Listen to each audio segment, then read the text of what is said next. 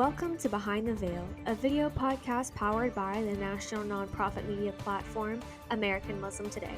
It's Monday, June 16th, and I'm Maya Gaylor. Tensions are boiling across the Middle East as deadly strikes between Israel and Iran escalate into one of the most volatile military confrontations in years. At the same time, President Donald Trump's remarks are drawing attention, and world leaders at the G7 summit in Canada are scrambling to prevent broader fallout. Here's what you need to know. A fresh barrage of missiles and drones launched by Iran late Sunday marked the latest wave in what's now being called Operation True Promise 3. Iranian state media claims hundreds of ballistic missiles struck Israeli infrastructure and residential areas, including Haifa and the southern town of Zabdiel. Iran even issued evacuation warnings to Israeli civilians living near military and scientific sites, mirroring Israeli warnings made to Iranian civilians just hours earlier. Israel hit back with force. The Israeli Defense Forces targeted dozens of military installations, including a foreign ministry building in Tehran and sites tied to Iran's nuclear command infrastructure. The IDF confirmed the killing of two senior Iranian Revolutionary Guard officials, including intelligence chief Mohammad Kazemi. The human cost is staggering. Iranian officials report at least 224 people killed, many of them women and children, and more than 1,200 injured.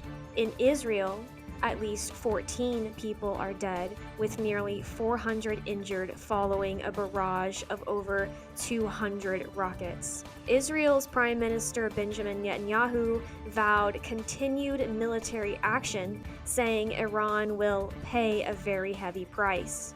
The IDF emphasized that strikes on Iranian targets are expected to last for weeks, not days, with the goal of neutralizing the country's nuclear capabilities. President Donald Trump weighed in, posting on his truthsocial platform that the United States had nothing to do with the attack on Iran, but his administration is treading a delicate line. Two U.S. officials told CNN that Trump rejected an Israeli proposal to assassinate Iran's supreme leader Ayatollah Ali Khamenei. Prime Minister Netanyahu has denied that such a plan was ever on the table. Earlier this spring, Trump gave Iran's leadership a 60-day ultimatum to return to nuclear deal negotiations. That deadline passed with no resolution. On Sunday, Trump warned Iran not to drag the U.S. into the conflict, while also saying that peace is possible soon, and not ruling out potential U.S. involvement. It's a sharp contrast to the president's usual hardline rhetoric. Meanwhile, far from the missiles and airstrikes, the G7 summit opened Monday in the Canadian Rockies. But the scenic backdrop couldn't hide the tensions between allies. World leaders gathered to address not only the Israel-Iran conflict, but also wars in Ukraine and Gaza, and deep economic rifts triggered by Trump's aggressive trade agenda. The summit comes at a time of rising global instability and limited expectations. Again, Trump has imposed steep tariffs, including a blanket 10% tax on steel, aluminum, and auto imports.